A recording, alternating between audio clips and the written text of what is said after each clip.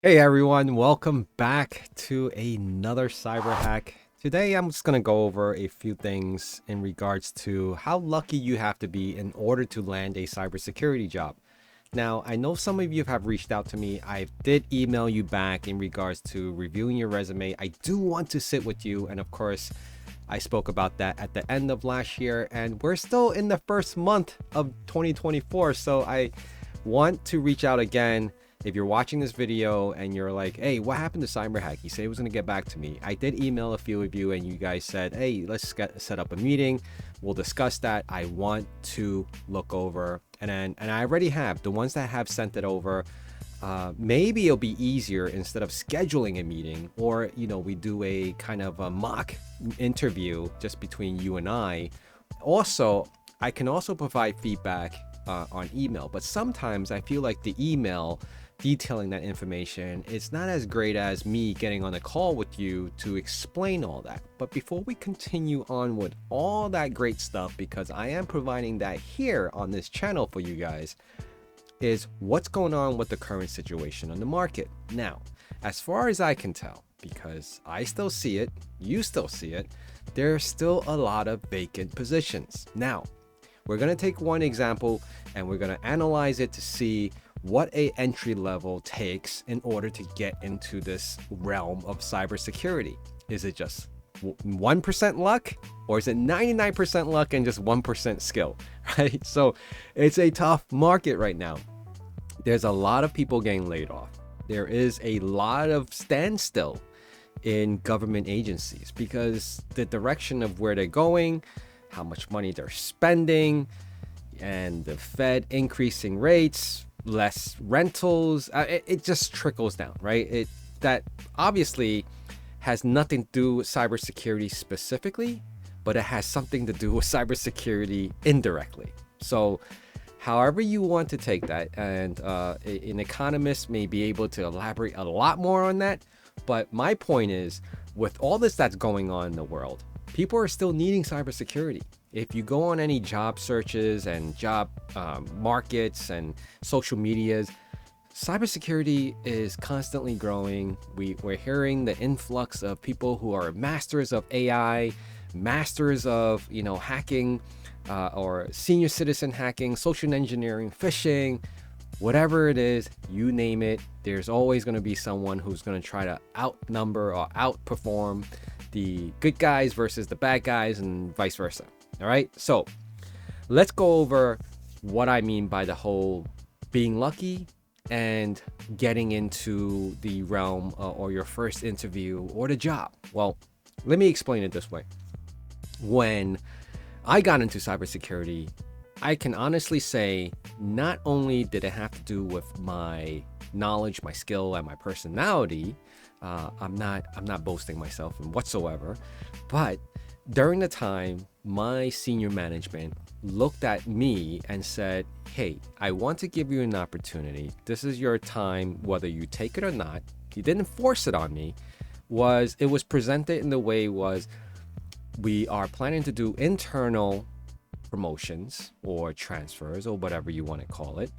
But of course, that came with additional, salary increases and additional benefits, right? But it had a lot more responsibility. So, in short, what happened there was I was presented with this opportunity to become a cybersecurity manager, but I had to oversee a lot of different things. Now, building this entire department up from scratch because it never existed. The only security that we had prior to anything about being mentioning a cybersecurity manager was having the system admin guys put a password policy in place, right? And expiration, and that system admin work became the responsibility and monitored by the cybersecurity guy or the security engineer, system security engineer, whatever it is that was in place at the time.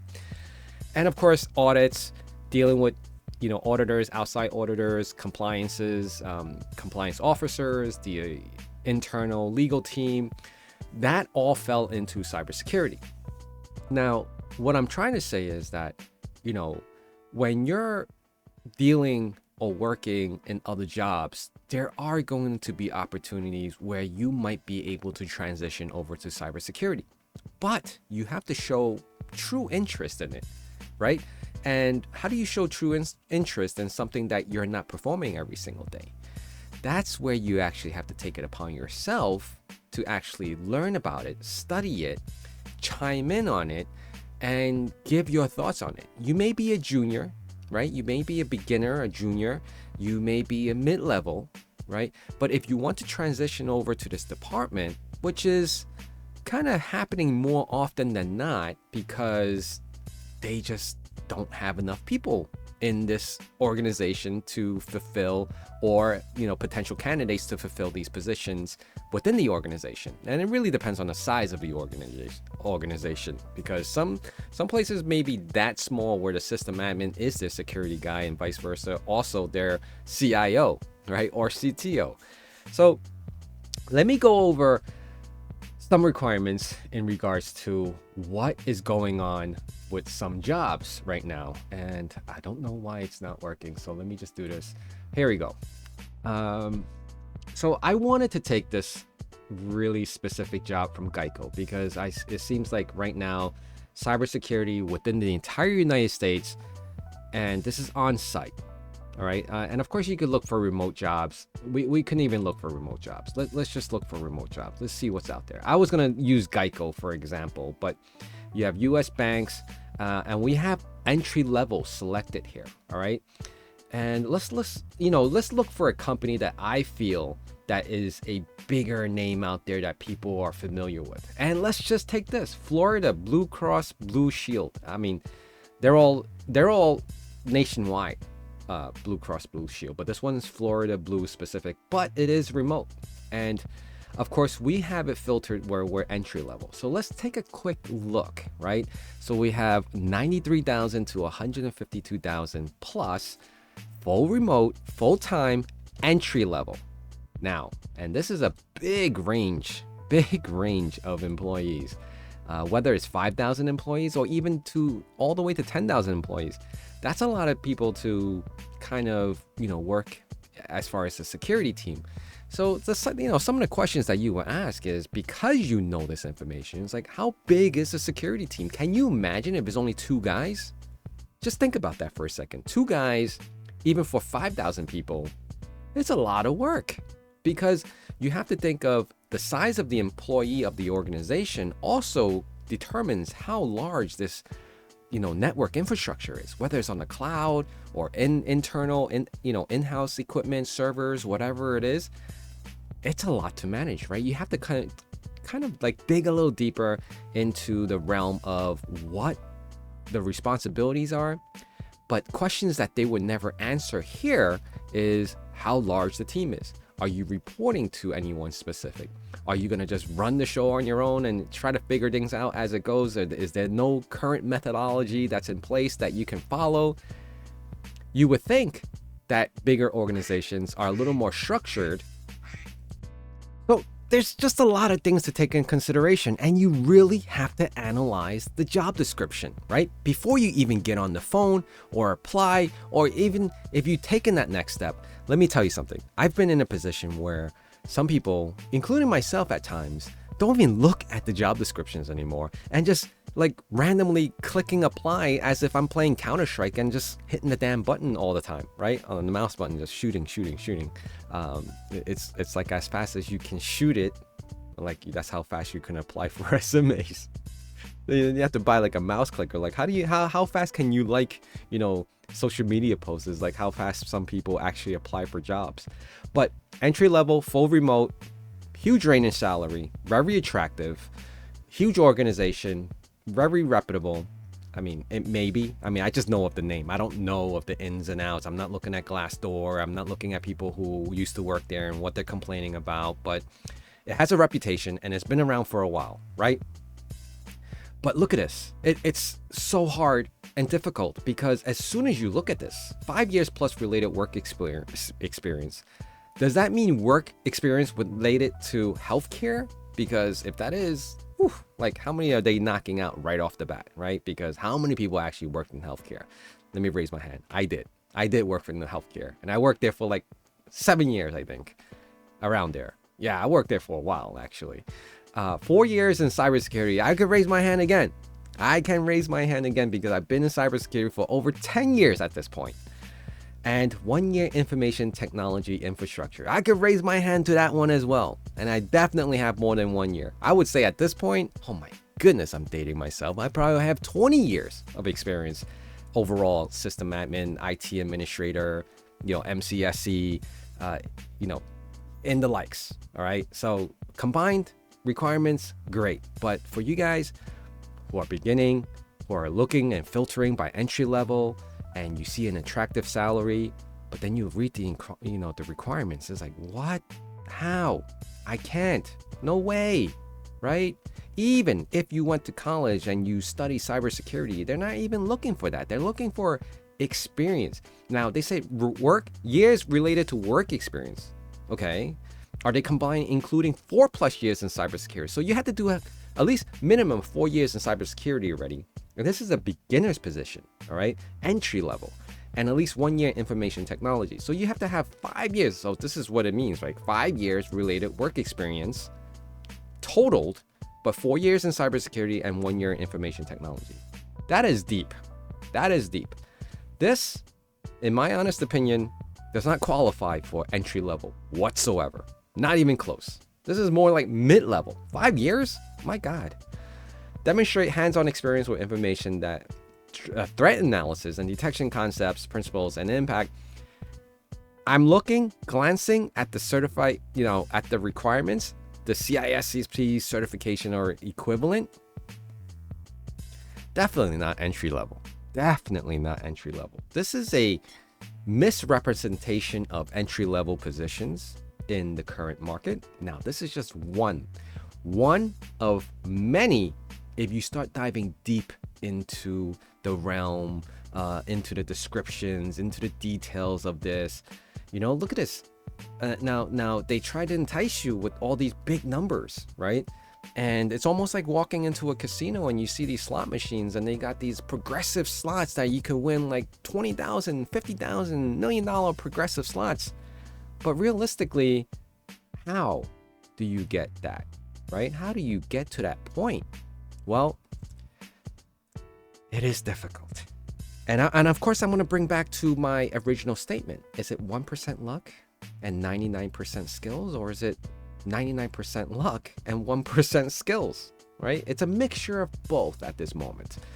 Let's take a look at what this means. Annualized salary ranges from $93,700 to $152,000. Typical annualized hiring salary is $93,700 to $117,000. So this is a fake number, guys. They literally just told you typical. Typical. What does typical mean? Now I have to get the short definition of the word typical. Let's see what that actually even means. Typical. Having the distinct qualities of a particular type of person or thing. Characteristics of a particular person or thing. Okay. What does so typical mean? Describe someone or something that shows the most usual characteristic. Usually, it's this range. But to get you to apply, it's this range. Guys, this is crime. This is straight up scams, right? Organizations are scamming us in the cybersecurity industry. Now, I'm not saying that this is only applied to cybersecurity where they're trying to scam us, but in all honesty, I'm pretty sure a lot of organizations in any field, any industry is scamming us or scamming them or scamming anyone who's trying to apply for a job at this point, right? They give you this big range from 93,000 to 152, but they say typically we will only pay within 93,000 to 117, which is a huge difference, right? So I'm looking at it, I'm like, hell no, I would not apply. But as an entry level, you would love that salary, but you don't have 5 years working experience. So what the hell do you do? Well, let me just say that, a lot of things that has happened to me in the past is not just because of my personal experience, what I've learned and what I've applied and what, you know, I was able to present myself with, but I could honestly say I feel like sometimes it has to do with luck and timing. And timing can be related to luck, right? You just there at the right time in the right place and you kind of got lucky. So I just want to mention that the job that I'm currently in, I kind of got lucky because the position opened up. It was a more managerial senior level, and those kind of position does not always happen, I guess. And just so you know, interesting that I had someone recommend me, and I was presented in front of a panel of decision makers, and they enjoyed or liked how I spoke and how I interacted with people, or with them specifically, and I was able to land that job. But I would say it's more luck, and the luck portion of it came in where someone actually recommended me. Someone brought me in. Someone said, hey, I'm vouching for this person. Maybe you should consider them. Now, how does that relate to some of you guys?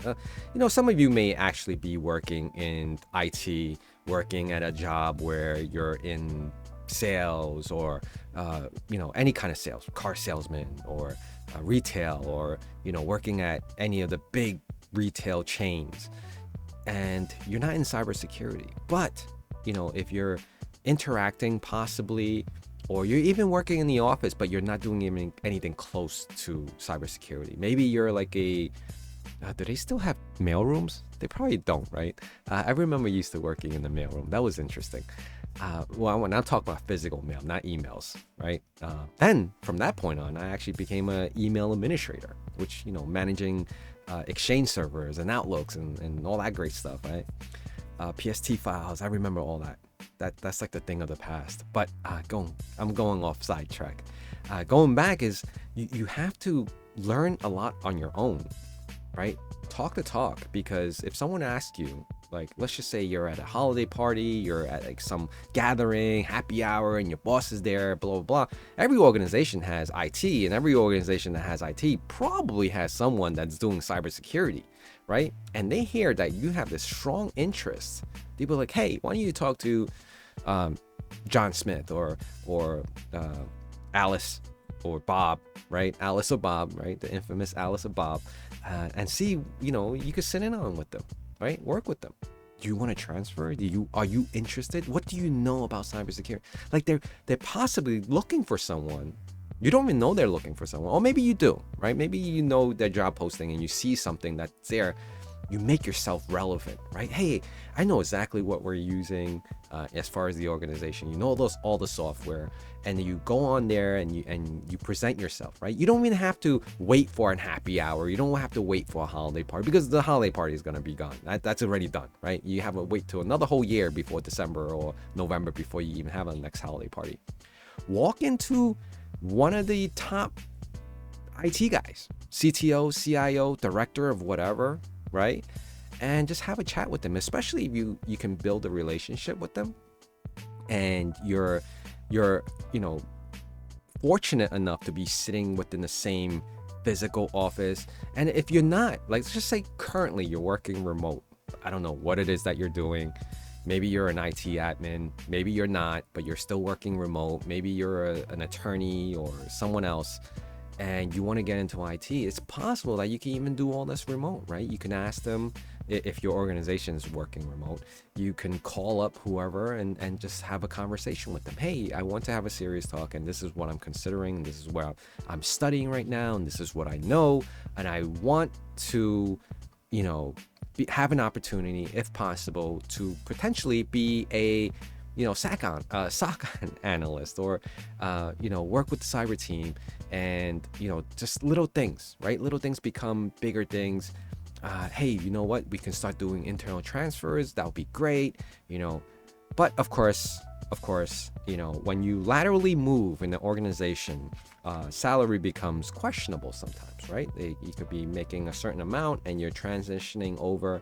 You really have to negotiate that. And then when it comes to negotiating salary, that all depends on how you sell yourself. what is the company's demand?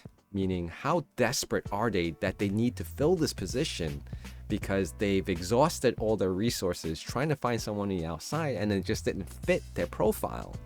But they have someone internal like yourself who's been there maybe a year, maybe 2 years, and knows the ins and outs of the organization, certain things, right? Not everything. And they'll be like, this will be great because you know this person, you know that person, and they have a great relationship with you. This is where they say don't burn bridges, right? Don't ever say, hey, I'm gonna leave this department. I don't need to respect my current boss. I'm just gonna go work for this guy. No, because the cybersecurity interacts with everyone, the whole entire organization. So however much you think that you would never interact with other people, you will interact with other departments because everything comes down back to IT cybersecurity, right? Especially if there's incidents, there's phishing incidents, or there's like malware incidents, or there's ransomware incidents. It's always going to filter back down. It's not that they need you, even though they do need you, but you can't make it seem like they need you. It's a mutual understanding because as much as they need a cybersecurity specialist professional, you need HR because you have to make sure your checks are coming in every 2 weeks, right, to your bank account. Or you have to make sure, HR or whoever else, well, mainly HR at this point, making sure your time off or anything else, your sick days are all legit, right? And you always have questions in regards to your personal stuff at work. And when I say personal stuff at work, it's HR stuff, right? But of course, everything that I'm telling you right now, you can take that as advice because it's things that I have done.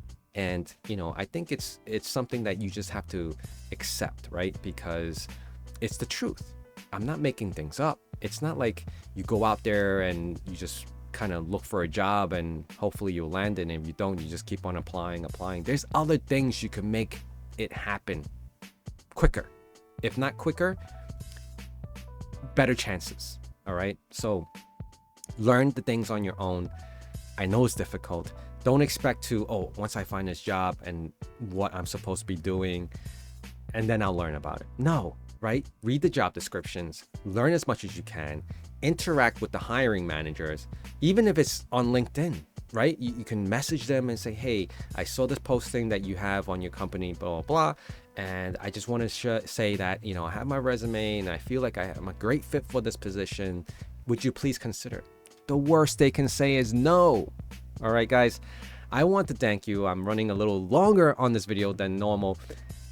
I will be reaching out again to everyone who has emailed me in responses to checking out their resume. I don't want to stop that. I do not want to forget about you. I've been way overwhelmed by the amount that has been coming in, and I appreciate that. And I'm trying to get back to everyone as fast as I can. I know a lot of you guys are like, hey, it's just another YouTuber on talking smack or talking nonsense. But no, I really truly want to give you guys, I actually have a intern that I reached out to. I don't even work with this intern anymore. I reached out to him and said, hey, how's everything going? How's your job? Blah, blah, blah. And he's like, I love it, blah, blah. I'm just following up because I'm intrigued. I want to know how everyone is doing. That's it. And, for you guys who are subscribed to this channel, I enjoy the interaction. I enjoy your comments. I enjoy your perspective on things. So with that being said, I want to thank you all. Please hit that like, comment, and subscribe, and I'll see you guys again really soon. Bye.